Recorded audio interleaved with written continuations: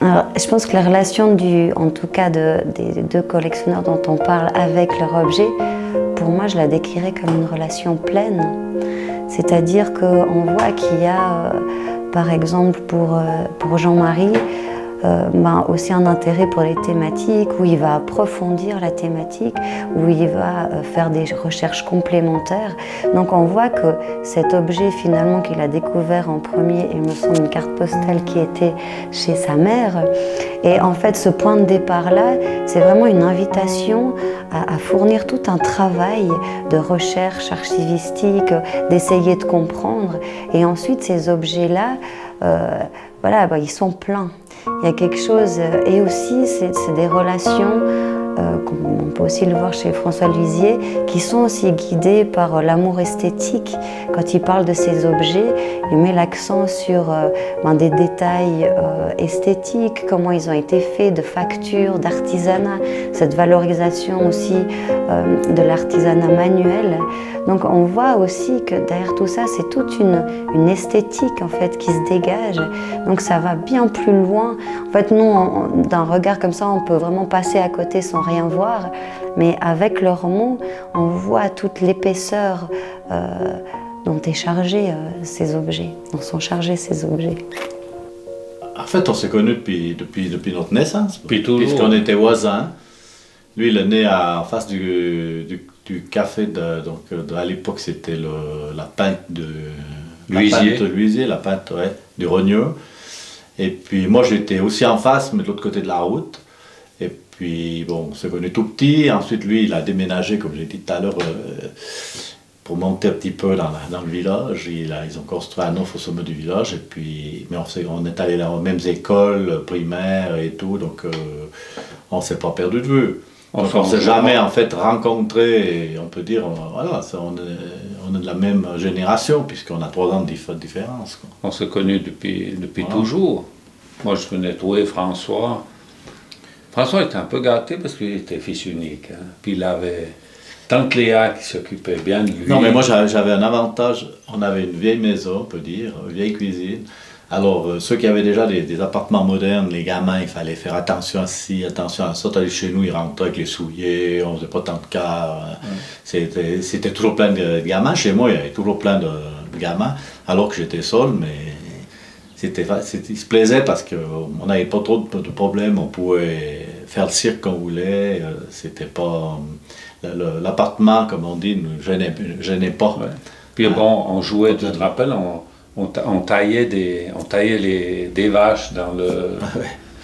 On faisait des petites vaches en bois dans des branches de noisetier. On prenait où il y avait le bess et puis on faisait des petites vaches puis on jouait avec ça. Des jouets, on n'en avait pas... Après, on a eu... Bon, moi j'avais une chance pour les jouets parce que j'avais des oncles et tantes à Paris. Alors, ce qui fait que j'avais chaque année droit pratiquement à ce qui sortait sur le marché en France, quoi. Alors, j'ai eu une première voiture, je me rappelle, une voiture électrique. Une voiture qu'on frottait puis qui partait toute seule. Une voiture rouge. C'était peut-être en 1956 ou 7, par là, je sais plus. Mais je l'ai gardé 3 jours. Parce qu'après, je l'avais donné à un copain qui en avait envie, puis moi, ça m'intéressait pas les voitures. Alors c'était comme ça. Par contre, j'avais droit chaque année à Tintin dès qu'il paraissait. J'avais droit à des jeux. Non, j'étais gâté de ce côté-là. La chance que j'avais, c'est d'avoir cette antenne parisienne, quoi. Oh, d'ailleurs, on venait lire les albums de Tintin chez François. Bon, on les envie un petit peu quand même, parce que lui, il avait ses oncles et tantes à Paris. La tante Marie à Bordeaux. Non, j'ai été gâté. Au niveau-là, j'étais vraiment gâté. Mais le seul problème qu'il y avait, c'est que moi, j'étais pas très attaché à tous ces jeux de citadins, j'allais dire. Moi, ce qui m'allait bien, c'était faire des vaches en bois, m'amuser comme ça. Même avec les fils de fer, je faisais des cornes avec les fils de fer, des paquets de pâtes. À l'époque, il y avait des fils de fer avec 2 boules au bout. Alors moi je faisais tailler un bois, je me refaisais les cornes avec ces fils de fer. D'ailleurs j'en ai encore dans des tiroirs, des fois j'ouvre un tiroir il y a longtemps que j'ai pas ouvert. Tiens, encore des vaches en bois que j'ai conservé depuis à l'époque quand je m'amusais. T'en aurais là alors? Oui, j'en ai. Alors voilà quoi. Moi, c'était pas tellement ces jeux tout faits qui m'intéressaient, parce que je trouve qu'on a vite fait le tour. Sauf ce qu'on peut dire, les jeux de société. Ça par contre, j'avais une cassette assez grande avec le nain jaune, avec des jeux comme ça, qu'on a beaucoup utilisé en société, tu vois. Soit avec les copains, soit avec mes parents, tout ça. Bien. Mais par contre, le reste, style voiture et tout, ça ne m'intéressait pas du tout, parce que je ne voyais même pas ce qu'on pouvait faire avec. Et puis, t'as pas voulu devenir artiste alors? Non, c'était pas mon... Tu sculptais? C'était pas mon... écoute, c'était peut-être pas ma vocation de travail manuel. J'avais mon parrain qui m'avait offert à l'époque tout un attirail de menuisier pour enfants, quoi. Avec des scies, avec des marteaux, avec des trucs comme ça. Mais j'étais pas très doué, moi je pense des mains, c'était pas trop mon domaine. Ouais. On faisait des frondes. On était champions des frondes. Mais donc vous étiez très proches, ou bien c'est oui, parce comme tous les gamins? Comme écoute, nous ici à l'époque, il n'y avait pas de télévision. C'est vite vu quoi. Ça veut dire la télévision à Versailles, elle est en 68. Donc moi j'ai 19 ans, lui il en a 16. Donc ça veut dire qu'avant, quand tu t'amuses, tu fais autre chose quoi. Donc on sortait beaucoup, le soir même on sortait, on jouait à la boîte, comme bien le jeu de la barrière. Ouais. On faisait des jeux plus de groupe, donc on n'avait pas c'est tout à fait différent d'aujourd'hui, comme c'est tout. Aujourd'hui les gamins, ils ont plus la télévision non plus, parce que la plupart ils regardent plus, ils regardent leur smartphone. Mais enfin je veux dire, on avait des jeux collectifs qu'on n'a plus aujourd'hui, comme ça tout. Puis qu'on n'a plus depuis que la télévision est arrivée dans les familles, parce que les gens commençaient à regarder la télévision le soir, les gamins ne sortaient plus. Dès qu'ils pouvaient se planter dans l'écran, des dessins animés, des trucs comme ça, qu'on n'a pas connus quand on était jeune. Ce qui n'est pas plus mal, hein, enfin, voilà, quoi. On allait des fois regarder la télé, tu te rappelles, à Fionnet. Oui, moi parce qu'à Fionnet, les ouvriers de la Grande Exence avaient un local. Où il y avait une télévision, une salle, et puis moi, on devait aller, c'était exceptionnel qu'on pouvait aller regarder, il fallait qu'on regardait ça religieusement, parce qu'il ne fallait pas faire de bruit, sinon on était un peu des instruits. Non, les courses de ski, les courses de vélo, Milan-San Remo, Paris-Roubaix, des choses comme ça. Ouais. Donc si je comprends bien, toi tu étais la star du village? Pas du tout. Alors moi je suis pas du tout. Et puis Jean-Marie? Non, pas du tout. Alors on était mal être la star. Non, moi il faut penser qu'on était moi j'ai 2 ans de différence avec Roland Colombin. Alors s'il y avait une star au village, c'était bien Roland Colombin, c'était pas nous. Alors ça c'est sûr. Ouais. Non, ça c'est sûr. Et puis c'est pas un truc qui m'aurait non plus intéressé quoi. Ah non, on était comme tout le monde pour ça. Je pense que tout le monde savait, tous les gamins du village s'amusaient la même chose. Il n'y avait pas de privilège particulier puisque il n'y avait pas de télévision, donc qui dit pas de télévision dit qu'il faut que les gamins se débrouillent autrement pour se distraire. Bon, on partait des jours entiers. Ouais. Maintenant, les enfants, dès qu'ils sont loin 10 minutes, les parents sont inquiets. On partait des jours entiers. Des dimanches, on partait depuis 8h le matin jusqu'à 8h le soir. Les parents ne savaient jamais où on était. Puis après, on a commencé à collectionner. Tu te rappelles, les chanteurs, les petites images de chanteurs, c'était avec des chewing-gums, alors c'était Johnny, Sylvie, les chaussettes noires. Ouais, j'en ai retrouvé aussi une série, une fois j'ai été balancé, je crois, j'ai pas eu une bonne réaction. Là, mais enfin. Ouais, c'est Sylvie Vartan, un peu les chanteurs des années 60. Comme les Panini? C'est comme les Panini, Il n'y avait pas d'album par contre, mais par contre le reste c'était un peu comme les Panini, des petites images. Donc ça a démarré comme ça, la passion de la collection? Écoute, moi, comme je dis souvent, moi j'ai jamais décidé de devenir collectionneur, je me suis jamais posé ce genre de questions, tu vois. Moi j'ai commencé aux cartes postales quand j'étais à l'université, et simplement parce que je traversais la plaine de Plain-Palais tous les jours pour aller à l'Uni, et puis puis le mercredi il y avait le marché aux puces. Je commençais comme ça. traversais le marché aux puces, je regardais pour acheter des bouquins. J'ai toujours été un malade pour acheter des livres. D'ailleurs, il y en a. Enfin, ça, j'ai dû hériter ça de famille parce qu'on a des milliers. J'ai des milliers de bouquins. Je sais pas combien il y en a. J'en ai déjà commencé à jeter, et puis j'ai beau jeter, il me semble qu'il y en a toujours plus. Et j'étais malade d'acheter des livres, alors j'achetais des livres de poche qu'on payait pas cher, 1 franc le livre ou 50 centimes le livre. Puis en même temps, j'ai commencé à acheter des cartes postales, puis c'est comme ça que je suis devenu petit à petit un collectionneur. Puis voilà, Jean-Marie, toi aussi, alors moi, c'était un petit peu, tu te rappelles, toi, tu avais commencé chez Albert Bess.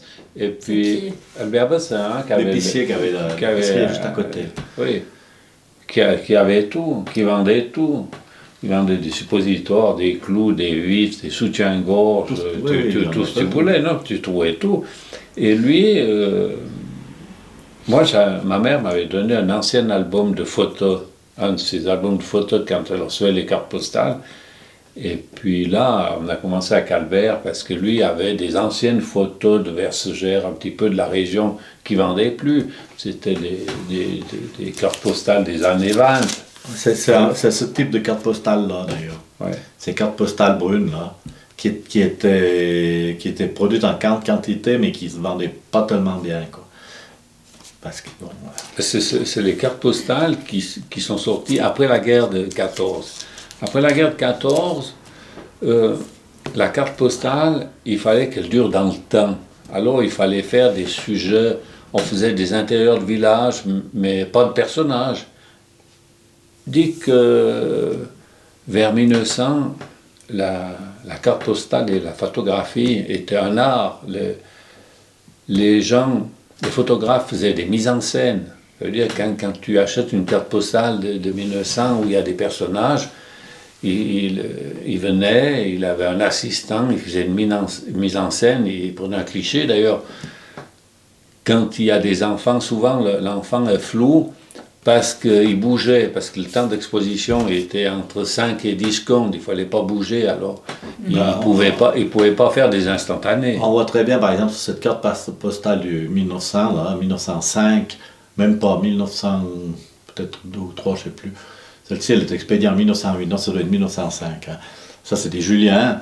On voit qu'il y a un personnage assis sur une pierre, un autre personnage en bas. Il y a peu de chances que ce soit des Lourdes-Chérins, parce que ça, c'est à Lourdes-Chérins. Il y a peu de chances que ce soit des Lourdes-Chérins qui soient allés s'asseoir au bord de la Drance. Hein. D'abord, et surtout en costume, habillé en dimanche. Alors qu'on sait que les gens, ils devaient travailler, puis ils n'avaient pas le temps de s'amuser à ce genre de choses. Donc c'est clair que c'est une pause. C'est une pause faite pour faire la carte.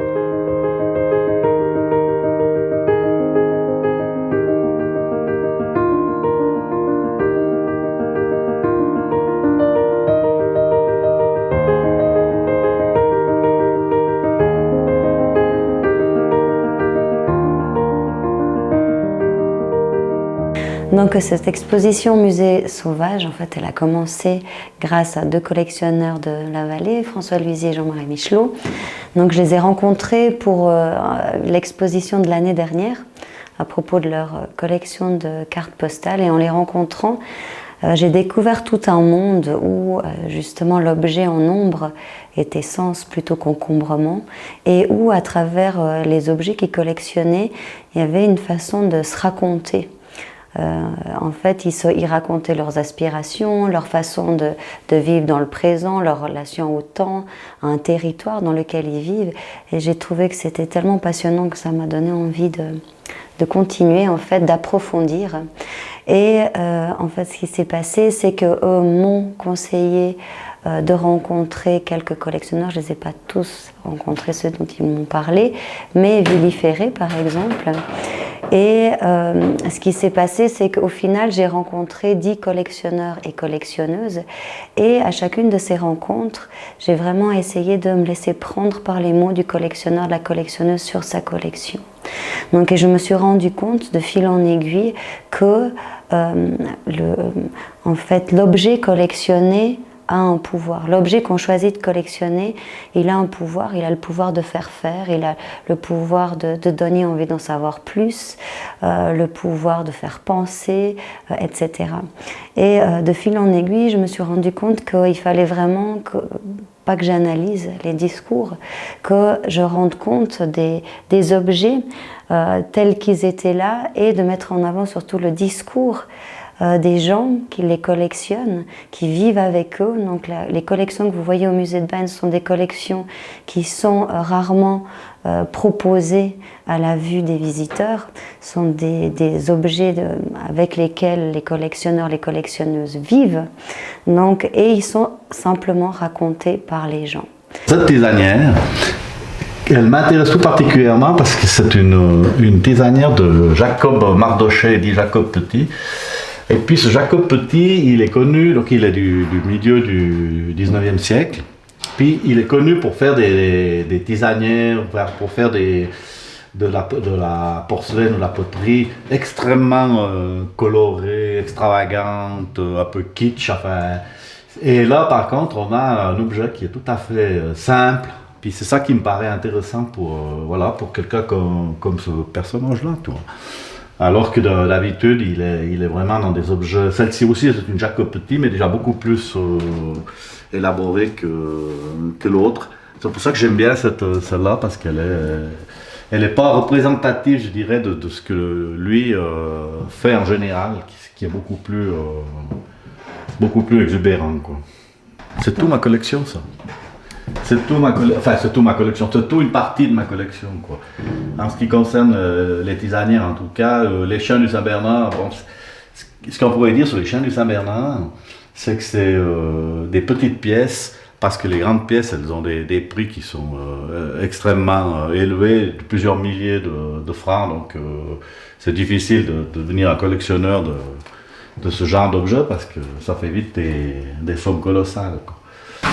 Celle-ci, par exemple, viens ici. Si tu regardes celui-là, par exemple, celui qui est assis là, une particularité qu'on ne voit pas, parce que, au premier abord, c'est que c'est une boîte à musique.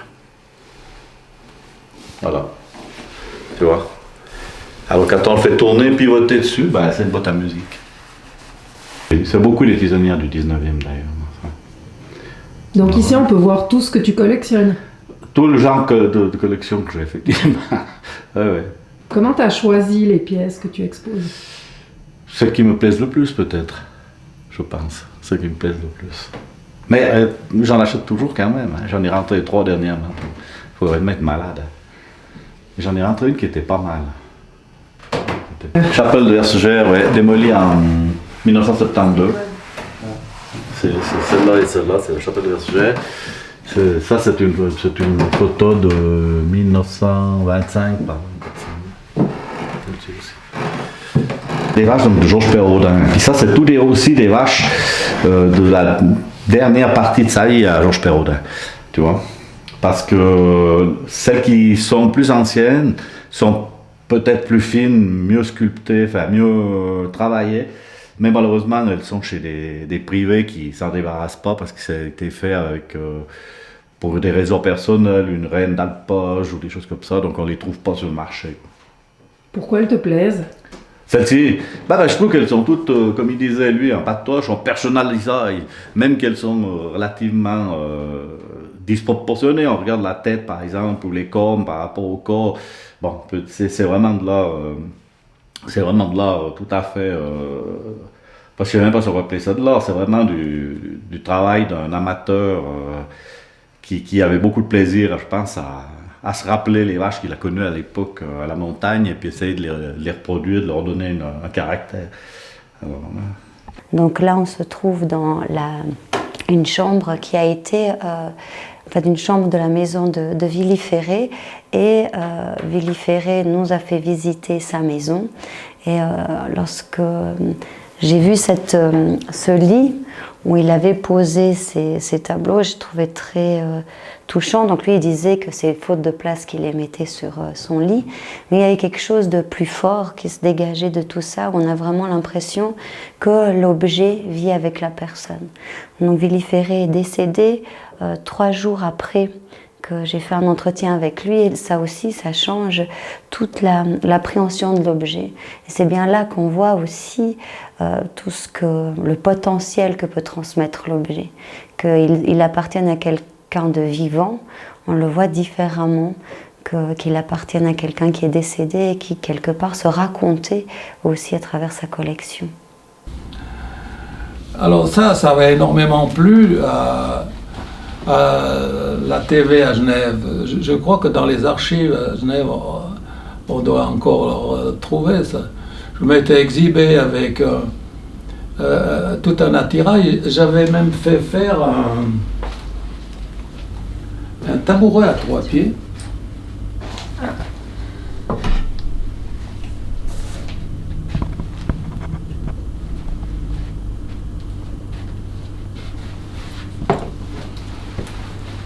C'est un menuisier du voisinage qui m'avait fait ça. Mais c'est stable parce qu'il y a 3 appuis. La partie verte, c'est l'agriculture. La partie bleue, c'est le tourisme qui s'installe. Et puis la partie rouge, c'est les tierces activités. Il y a un peu d'industrie, il y a de l'artisanat poussé, il y a de l'industrie du bâtiment. Ce qui m'a beaucoup surpris au préalable quand j'ai rencontré ces 2 collectionneurs, c'est qu'en tant qu'anthropologue, j'ai toujours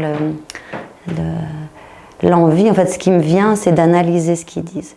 Et chaque fois qu'ils me parlaient de ce qu'ils faisaient, de leur collection, je me rendais compte que au final, j'avais de la peine chaque fois à m'intéresser à l'objet. J'étais tout le temps en train de m'intéresser à la relation qu'ils ont avec l'objet.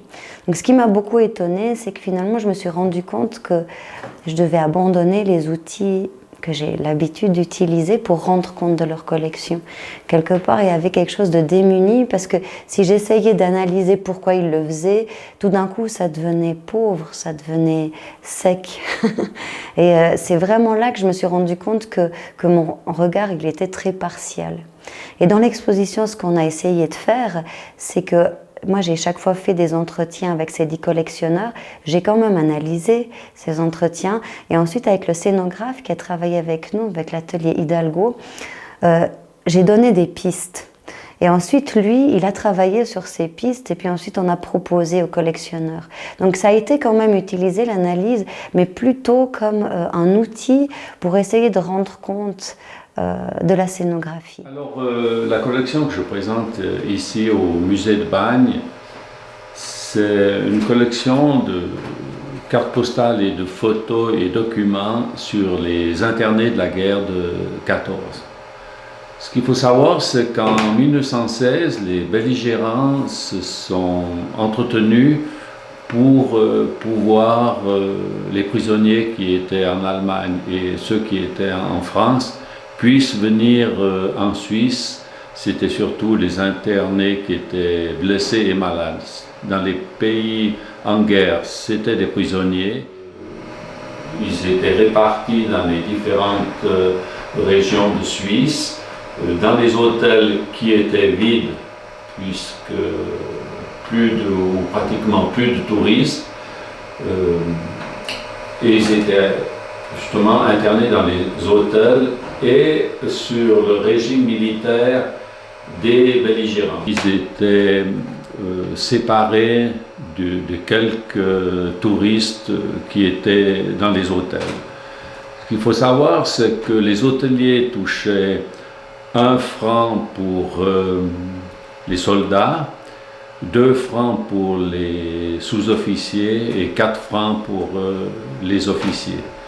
La Suisse a accueilli, justement pendant cette période de 1916 à 1918, 65 000 internés des différents pays.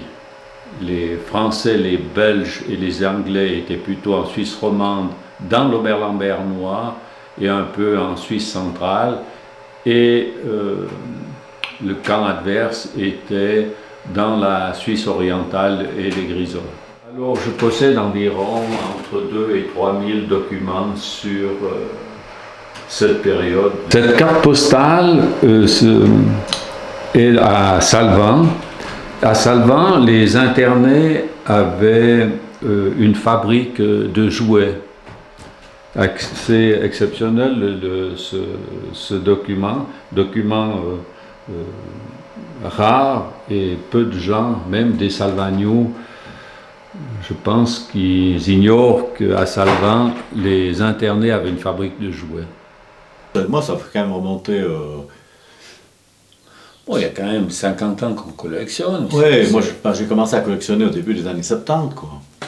Donc, au début, c'est une carte par-ci par-là. Ben oui, j'ai acheté une carte. Moi, j'ai surtout commencé par Fionnet. Fionnet parce que je trouvais ça au marché aux puces, puis je me disais, ah tiens, ça me rappelait les hôtels de Fionnet qui étaient plus là, qui étaient démolis. Alors je les prenais pour les montrer à ma maman, et puis on discutait, enfin tout ça, puis chaque fois j'en trouvais une nouvelle, je disais, ah, je veux prendre, je ne veux pas la vue comme avant, ainsi de suite, puis j'ai fini par en avoir 10, par en avoir 15, par en avoir 20, puis ainsi de suite, puis c'est ça. Après, c'est comme la boule de neige qui roule et puis qui s'agrandit chaque fois. Mais j'ai jamais eu vraiment l'intention de devenir un collectionneur, puis comme ça. Puis après, je me suis intéressé aux bourses de cartes postales pour voir si je trouvais quelque chose de nouveau, et ainsi de suite. Puis voilà. Parce que pour moi, la plus belle carte postale qu'il y a, c'est celle qu'on n'a encore pas. Oui. Forcément. Puis on allait tout le temps. Chercher toujours une carte nouvelle, voilà. Alors, quand tu tombes sur une que tu n'as jamais eue, c'est ça la plus belle, parce que voilà. Et donc là, c'est toujours quand même la région ici ou alors, moi, au début, j'ai tout fait que sur Bâle. Mais d'autres, quand même, belles cartes. Par exemple, voilà, tu as une carte ici, c'est la Fortune. Alors, ça, c'est quelque chose qui m'a toujours intéressé. Parce que mon père, il faisait marchandait un petit peu de bétail pour vous, enfin un petit peu, alors ils allaient à la Fortune, puis il me racontait ce que c'était la Fortune, il y avait 1000 têtes de bétail sur la planta, il y avait l'ambiance, un peu tout, quoi. Alors c'est vrai que ces cartes postales de la Fortune m'ont assez vite intéressé, quoi. Donc c'est Valais, toi aussi, Jean-Marie? Valais, moi, c'est la même chose. Et les cartes postales, comme il dit François, la plus belle, c'est ce qu'on n'a pas. Mais oui, la plus belle, François a des cartes que moi j'ai pas. La plus belle pour moi, c'est une que j'ai pas, c'est le partage des fromages à Charmoitane. C'est une carte exceptionnelle. C'est une carte, on en a parlé, je crois, dans la présentation, non, je sais pas. Oui. Mais c'est une carte qui en soi, elle paraît qu'elle n'était pas du tout commerciale, elle ne se vendait pas, d'après ce que nous avait expliqué à l'époque Zéla Gillot, et qui était à l'époque tenancière du kiosque quand elle était enfant, enfin jeune fille. Et elle ne se vendait pas, cette carte, et puis on la trouve plus, on la trouve pas. C'est une carte qui est rare, comme on dit l'expression, rare comme le loup blanc. Ouais, comme le loup blanc. Ouais. Puis moi, j'ai trouvé un jour sur un site français, j'ai trouvé ça à Marseille. Puis je tombais des nues, mais en fait, je n'y croyais même pas à l'époque, mais c'était un bagnard qui m'avait dit, oui, cette carte, elle existe parce que j'ai un exemplaire. Puis j'avais offert de l'acheter, j'avais offert 100 francs, j'ai dit, si tu veux plus, je vais peut-être mettre jusqu'à 200 francs, mais il m'a dit, non, je ne veux pas la vendre parce que c'est un souvenir de famille, alors je ne la vends pas. Et puis quelques temps après, j'ai trouvé cette carte-là, mais je ne l'ai jamais revue. C'est la seule fois qu'elle est apparue. Là sur Internet. Vous l'avez? Moi je l'ai, lui il l'a pas. Moi je l'ai pas. Puis après. Mais vous passez des cartes? Alors. Non, pas vous vraiment. Vous ne faites pas la concurrence? C'est pas une question de concurrence, mais bon, moi j'ai cette carte, je l'ai, puis c'est tout. Lui il la trouvera peut-être un jour. J'en ai une aussi, par exemple, la Diligence au fond du Chable, que lui n'a pas non plus. Et puis que j'ai trouvé une fois aussi sur le site internet. Il y a des choses en fonction de ce que tu collectionnes un petit peu plus pointu. Avec François, on s'est échangé des cartes que lui a pas, moi j'ai pas. Par exemple, une fois, on a échangé. Moi, je lui ai donné une carte, mais je l'ai plus. Et lui m'a donné une carte qu'il a plus. Ça veut dire que c'était un exemplaire. Parce que lui, il fait les prisonniers les internés. Moi, j'avais une carte sur les internés de l'hôtel du Gietro. Et puis lui, il moi, avait une carte sur ramassage des foins sur Verbier avec le char et des trucs très très très rares. Alors, après voilà quoi. Ou bien par exemple, ce qui arrive, c'est que aujourd'hui j'ai rentré cette carte là. Ouais. C'est une carte que j'ai achetée parce que j'ai pris d'autres cartes de bagne. Puis j'ai acheté cette carte de la Pisse Vache, qui est une carte rare parce que c'est des cartes photos. Ouais, c'est des cartes photos du début du siècle. Lui, il fait Martigny, alors je la lui donne, voilà. Parce que, Ouais, je comprends. Puis voilà, puis on se tient pas dire j'ai payé tant, tout.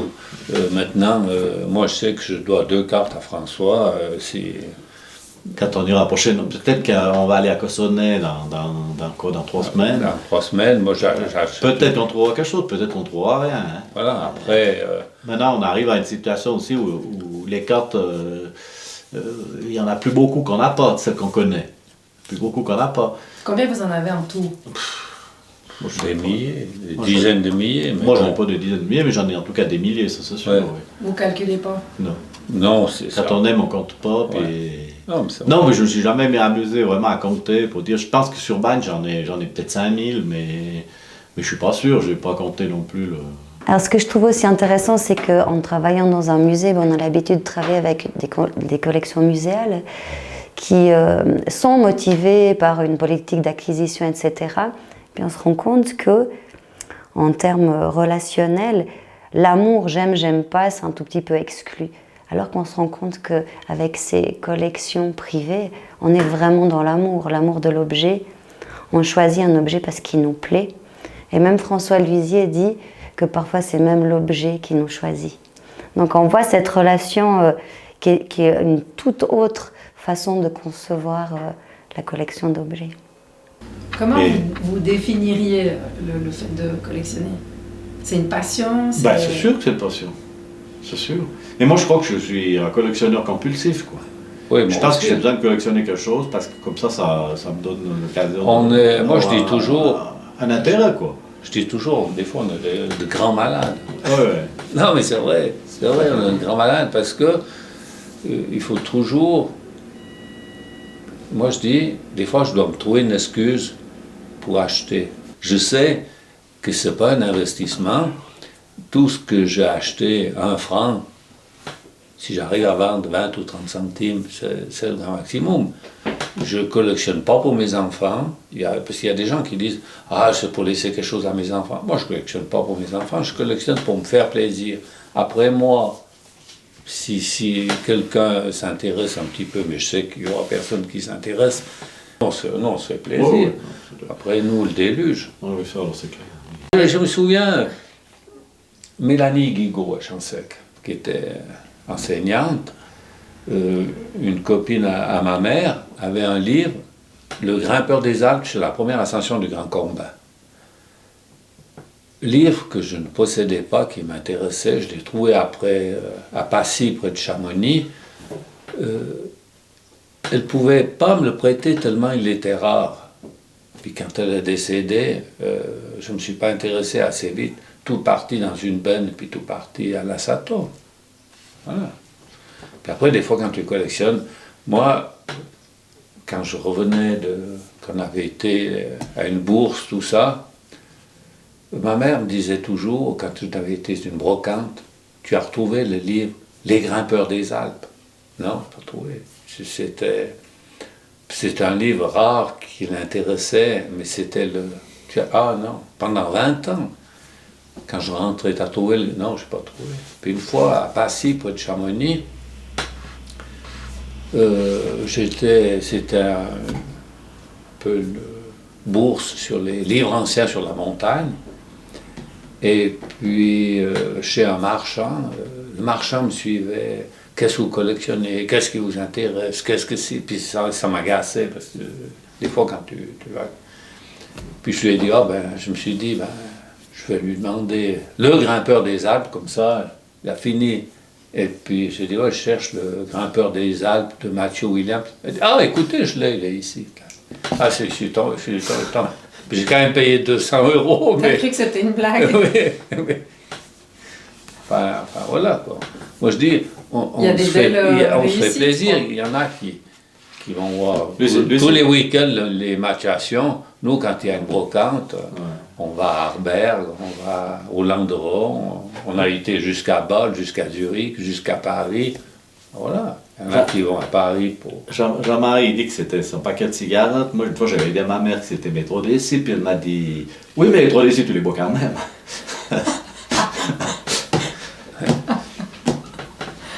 voilà, quoi. Et puis si vous devez vous décrire l'un à l'autre? Comment il collectionne Jean-Marie Picot? Mais franchement, on a assez fusionnel. Tu es d'accord? Oui, On a oui, assez non, fusionnel. on a- Nous, on a il assez y a, de- il y a 50, il Non, y a ça va, 50 tu ans vois. qu'on collectionne, on va ensemble, Ouais. on n'a jamais eu d'accro, on ne s'est jamais disputé. On a assez Si- les mêmes centres d'intérêt Voilà. pour la collection.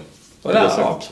On ne peut pas dire que vous êtes un vieux couple. Non, non, Sinon, ça n'a rien vous à voir a- avec ça. Non, sinon- non. Ça n'a rien à voir. Mais, Ça n'a non, rien mais à voir avec ça, non, mais ça veut dire qu'on a les mêmes centres d'intérêt, on a les mêmes centres mais d'intérêt. qu'on n'est pas vraiment concurrents au sens, voilà. On n'a pas c'est concurrence tout, si alors lui on a- trouve quelque chose. Ou par exemple, moi je dis, écoute, à tel endroit, il y a ça, va regarder, tout ça. Puis on s'est toujours entendu, par exemple, quand on va, eh bien, on mange, alors celui qui prend le véhicule, l'autre paye le dîner. Puis si c'est une fois, ben, c'est l'inverse. On n'a jamais eu d'accro. Non, Donc, mais- vous avez bon caractère, les deux. Oui, on a non, mais voilà, certaines fois, maintenant par exemple, je sais que je dois 2 cartes à François. Le jour où c'est que je pourrais lui rendre ces 2 cartes, on ne tient pas, tu as payé cette carte 10 francs, moi je l'ai payé 15, tu me dois 5 francs. Voilà, oui. On a une relation exceptionnelle. Je dirais, on est presque comme des frères.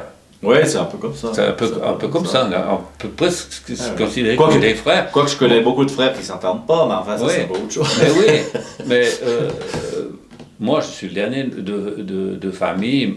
Mon frère, qui est avant moi, il a 9 ans de plus que moi. J'étais presque un peu comme François, fils unique. Moi, avec le premier de mes frères, j'ai jamais vécu à la maison. Alors, on se considère comme frères. Moi, je dis un peu comme des frères. On a un peu les mêmes passions. Et puis voilà, on s'entend bien. Rien que pour collectionner, pour festoyer ou pour travailler. Mais oui, voilà. Parce que vous, par ce biais-là, vous devenez quand même un petit peu historien, on peut dire. Je ne sais pas si on est historien. L'autre jour, j'entendais ça aussi, c'est quoi, c'était sur l'affaire conclue. En fait, on est juste des gens qui permettent à des documents d'une certaine époque de survivre et puis de ne pas partir dans des sacs à poubelle ou autre. Et puis voilà quoi. Ça permet quand même de voir toute l'évolution d'une région, d'un village, d'une ville, mais c'est surtout les villages qui sont intéressants. On a aussi une démarche qui est assez particulière, parce que il y a des collectionneurs que je connais où tu peux absolument rien savoir sur ce qu'ils ont, ils te montrent jamais rien, ils partagent jamais rien. Nous, on est peut-être un peu le contraire. Nous, on aime partager. D'ailleurs, on a bien partagé avec toi. Non, puis moi je laisse des on- cartes à des gens pour faire des copies ou des agrandissements ou des trucs comme ça qu'on devrait pas. on devrait Puis si pas si faire on ça. parlait financièrement, on devrait pas, parce que quand tu as acheté une carte 200 francs ou 150 balles, puis que tu la laisses pour rien faire une copie à quelqu'un, c'est pas forcément Ouais. très malin au niveau économique. Mais quoi, j'allais pas dire on s'en fout, mais à peu près. C'est Oui, pas l'objectif. Donc, voilà quoi. non, Moi, je pense on que aime c'est- partager. On ne garde pas ça égoïstement caché dans des tiroirs. Voilà. Si par exemple, on revient à la carte postale, si par exemple sur Verbier, il y en a des milliers de cartes postales, on peut dire, bon, quel intérêt ça a? Ben, l'intérêt, tu vois, j'ai ici une carte par exemple, ça c'est la région de Patchet. L'intérêt qu'il y a, c'est quoi? Ça veut dire que cette même carte-là, si tu la refais aujourd'hui, ben, tu t'aperçois que les chalets ont été multipliés par 10 ou je sais pas quoi, que certains ont disparu. Avec les cartes postales, tu arrives à voir toute la vie de la station L'évolution. depuis la guerre jusqu'à aujourd'hui, quoi. Donc c'est ça aussi l'intérêt de la carte postale. C'est pas, ma foi, tout le monde qui vit aujourd'hui sait ce qui s'est passé pour Verbier, mais dans 50 ans, dans 100 ans, ben, il y aura toujours des cartes qui montreront comment la station elle a évolué au fil des années. Surtout celles qui sont écrites, j'aime bien parce qu'elles ont quand même si la carte elle n'est jamais de l'année de l'expédition, elle est toujours antérieure. Elle permet quand même plus ou moins de situer les dates. On sait que si la carte est expédiée en 66, la carte ne peut pas être après 66. Donc, c'est ce qu'on avait fait dans le cadre du livre sur Verbier. Les images, Après, tu as une carte postale comme ici, la chapelle qui est à côté de la maison à François.